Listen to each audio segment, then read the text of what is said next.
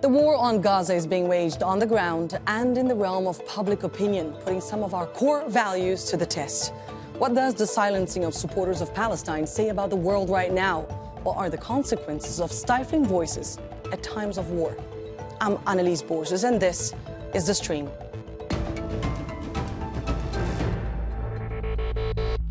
This badge was given to me by an employee of this building who said they were told they could not wear this badge because it was the Palestinian flag.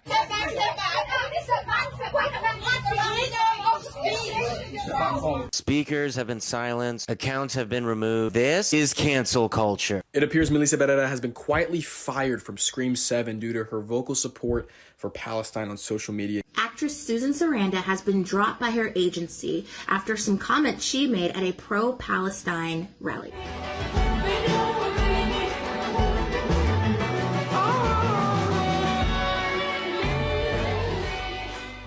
Article 19 of the Universal Declaration of Human Rights reads, "Everyone has the right to freedom of opinion and expression." But since demonstrations in solidarity with Palestinians were temporarily banned and critics of Israel censored, fired, or even detained for speaking their mind, many of us are left wondering if free speech comes at a price.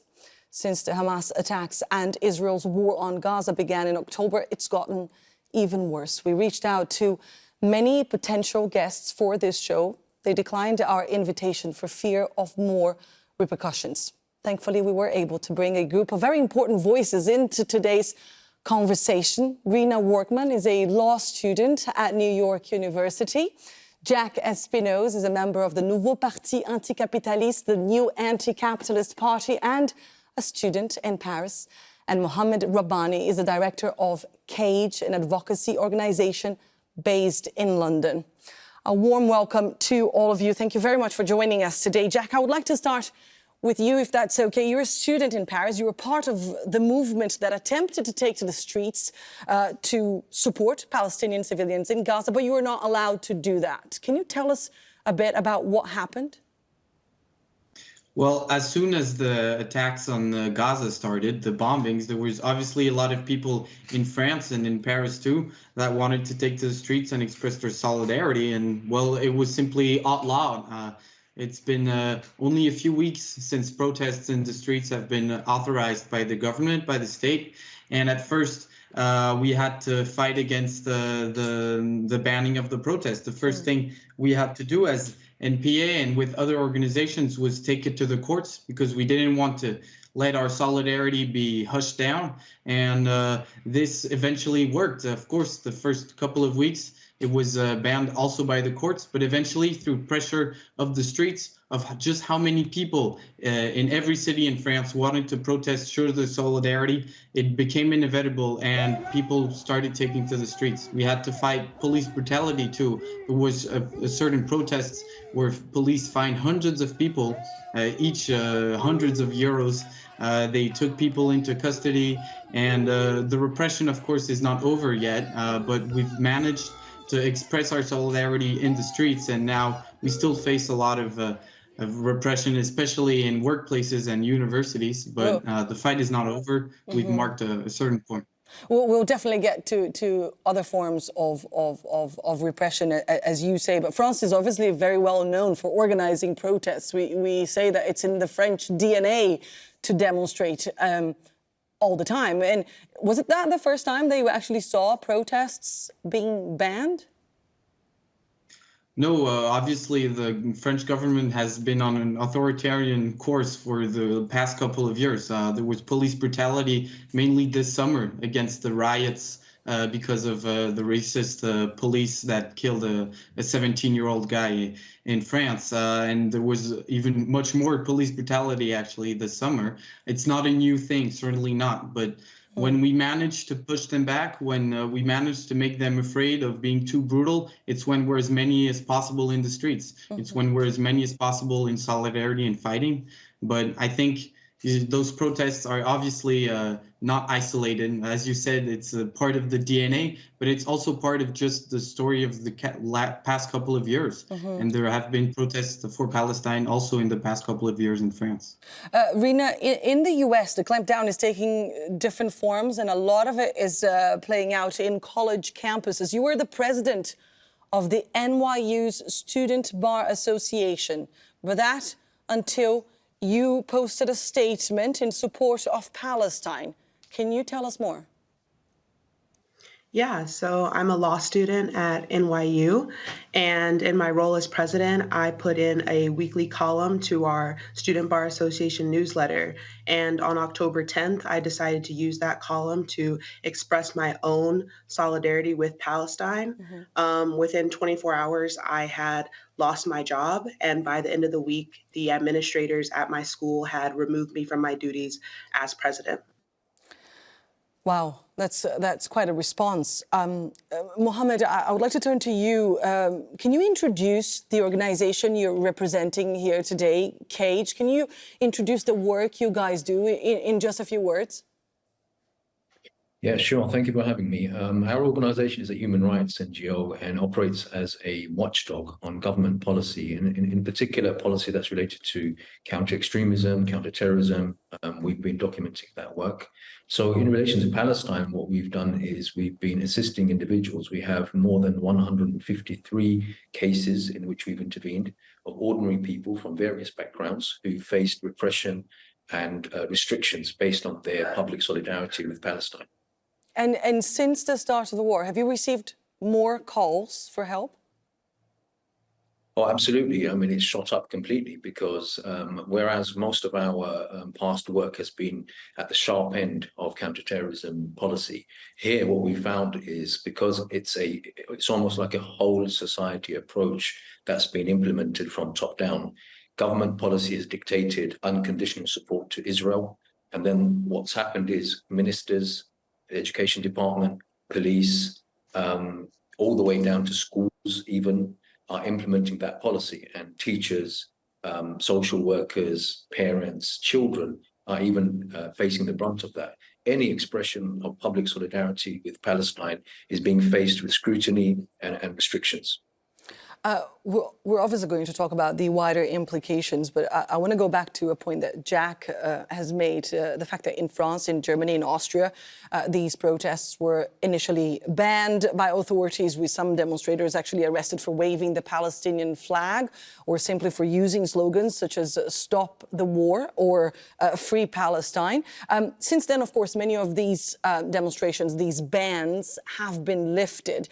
But Jack, I wanted to get your impression in terms of the atmosphere in these countries right now. In the case of France, what is the context like for even, I don't know, organizing meetings and discussions about what's happening in Gaza? Well, the context is actually quite similar to what Mohammed was just saying. Everywhere in high schools and universities, at very local levels, there are people obviously who want to organize, who want to meet up, who want to express their solidarity because they feel that the fight of the Palestinians is also their fight and they want to be with them. But we see a big climate of people being pressured. People are fearful sometimes of expressing simple solidarity opinions. And it's not for no reasons at all, because there was a meeting about 40 students in the Strasbourg University who met up last week to discuss how they could mobilize for Palestinian solidarity. And the police came to the meeting and started taking pictures of the people. So that's just to give an idea of the climate. It's a climate of repression. It's a climate where it's tough to express anything that doesn't go in the direction of what the French government wants. And it's not so different in Berlin. It's not so different in Vienna.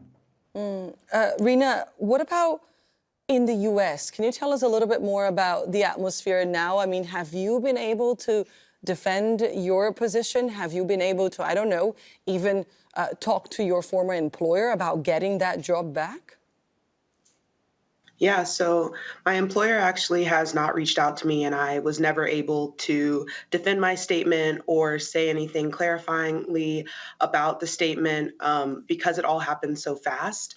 I think that, you know, even at the university level with my law school, we're still not seeing this kind of ability for people to be in solidarity with Palestine without it being framed as, supporting terrorism or not caring about civilian life. And I think that's really harmful because that's not what we're asking for.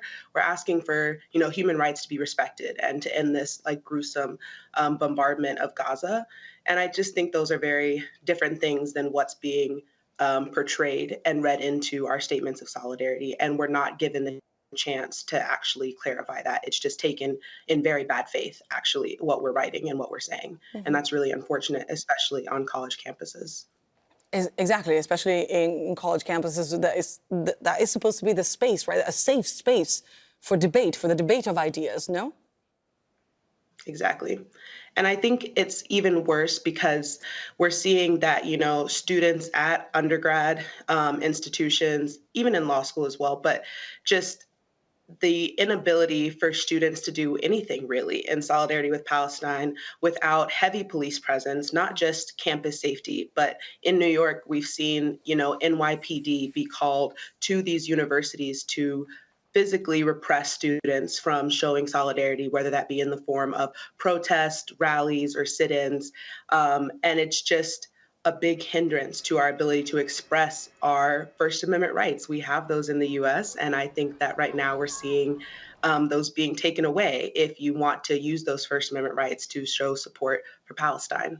And I think that students especially should be able to feel like they have the space to find their voice and discover for themselves their opinions on issues. And those opinions should not be dictated to them by the US government, by their university administrators. They should be able to learn and educate themselves and decide for themselves who they want to be in solidarity with. And I think that's not what's happening right now. It's very interesting that you say that the importance of defending this First Amendment, because also it's so important to bring more context sometimes into this conversation. We also spoke to Nathan Thaw, a Jewish author, who says criticizing Israel is a lonely endeavor these days. He told us how his latest book was received and the implications of having less space to discuss injustice and atrocity.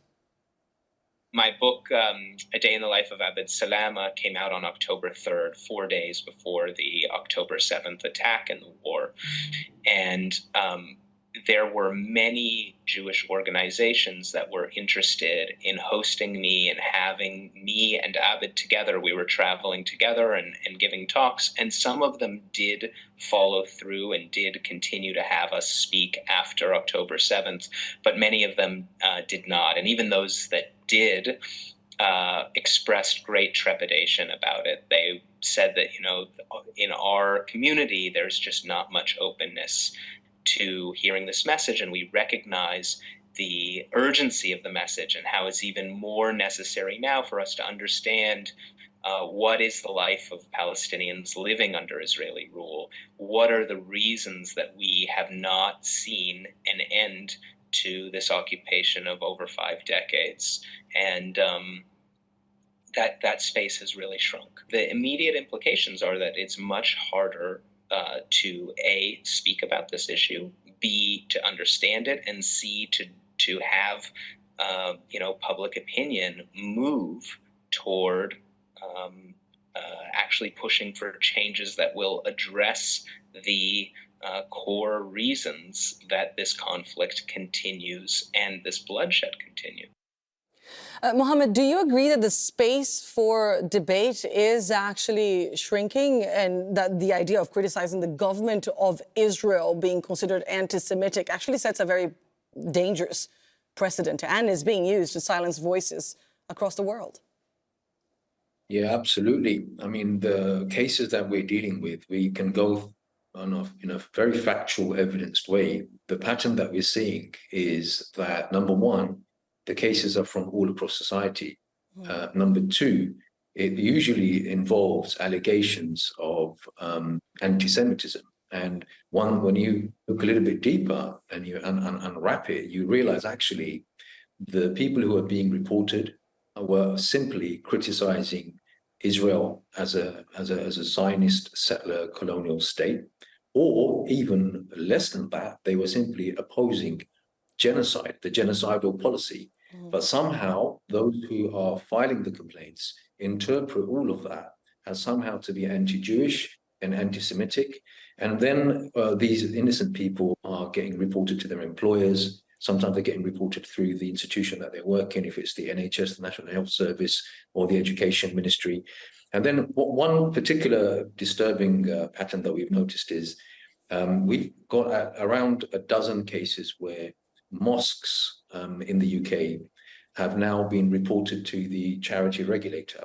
And if you, again, look through the cases, you'll find that the accusation is that these people have been making prayers, and those prayers, in dua, they were making dua, and in those dua, somehow they said something which is anti-Semitic.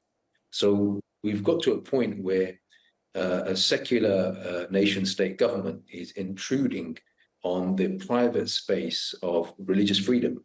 And these mosques have been reported to the regulator. They find themselves now dealing with legal consequences and so forth. So that's the pattern we're seeing. And another broad feature of what we're seeing, we realize is, I've mentioned 153 cases, but if you ask me how many of these have actually led to criminal charges, it's less than 5%, which means the effect is to create maximum publicity, create an environment of lots of intimidation, to criminalize people, get them booked, get them arrested in some cases. But ultimately, there's no criminal offense being committed. So a lot of these people, they're harassed through the system of criminal justice, but then found to be innocent. So that's the overall climate that's being created, a climate of intimidation in order to dissuade people from publicly showing solidarity.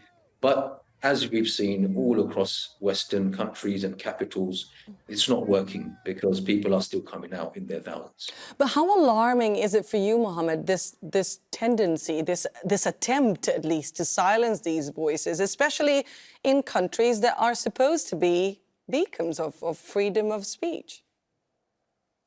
Well, the hypocrisy is extremely stark because you only have to go back a year, maximum 2 years, and you'll realize how the same societies dealt with the Ukraine war and how all of that was framed. Schools were mentioned earlier on. Schools were encouraged to talk about Ukraine. Schools were encouraged to raise funds for victims of that invasion.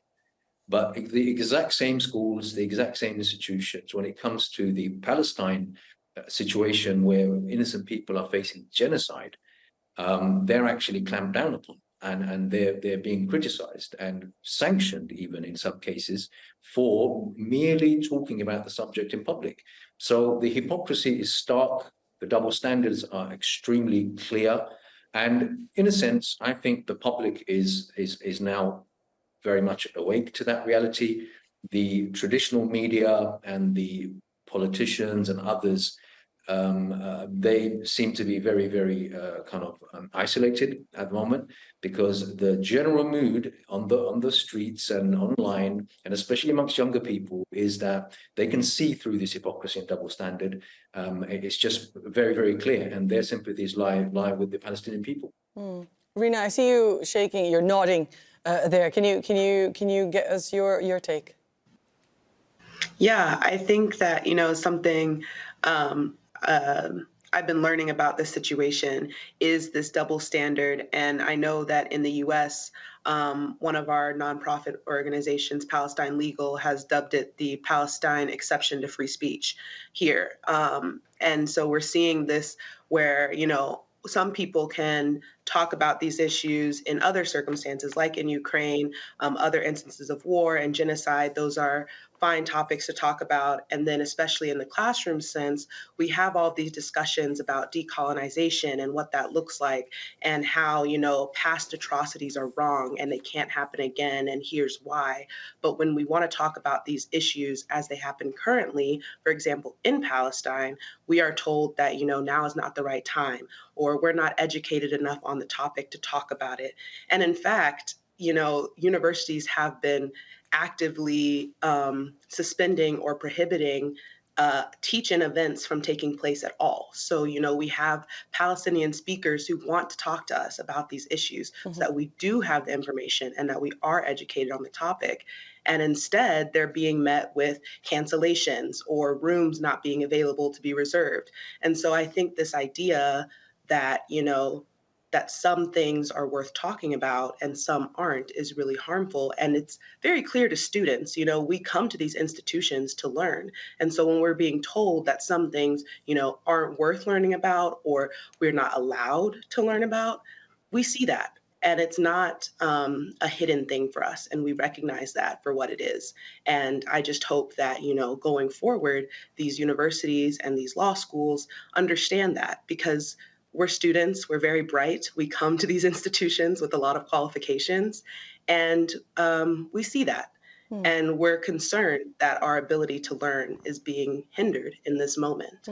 I also want to talk about the very concrete impact of losing a job, which has happened to you all over the world. There were reports of people being fired from their jobs, which obviously has very concrete implications on people's livelihoods. We spoke to one attorney based in Canada who posted on her LinkedIn offering free legal aid to people facing academic or professional discipline. She told us what happened the day she put this up and what you can do if you face similar measures at work or at university. When I posted on LinkedIn, within 2 days, I had received about 60 calls. And in the weeks following, I received about 50 calls every day. And although I didn't keep a count, I must have been contacted by at least 200 or 300 people. And I continue to be contacted to this day by people. The first thing I would suggest is that people get in touch with a local lawyer. And I don't say that just because I am a lawyer. I say that because a lot of the time this affects people's livelihood, right? And it's incredibly serious to them. It can affect their future. And so I do recommend that people get in touch with a lawyer to figure out their options. And I say that because it can be very scary and isolating to be singled out or called out for speaking out about an issue, including about Palestine. It's grim right now.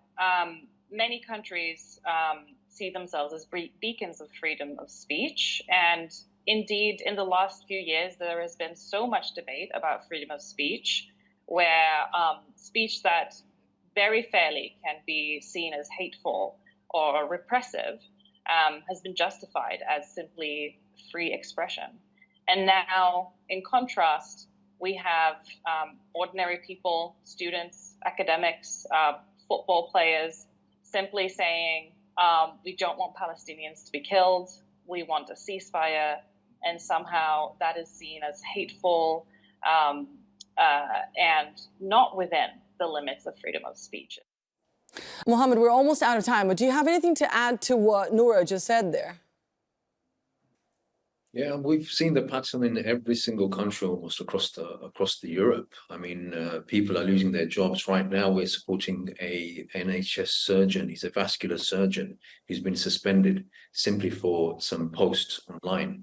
So it is a widespread, systematic policy. If you look at Germany, you had only the other day a NGO called Sami Duman, which was banned outright.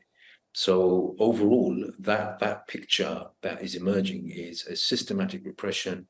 We're also, it has to be said here as well, everyone is now completely has lost faith in the international law, what is called international law, the international legal system, because it's quite clear that Western governments and their political leaders can very publicly support a genocidal policy with no repercussion.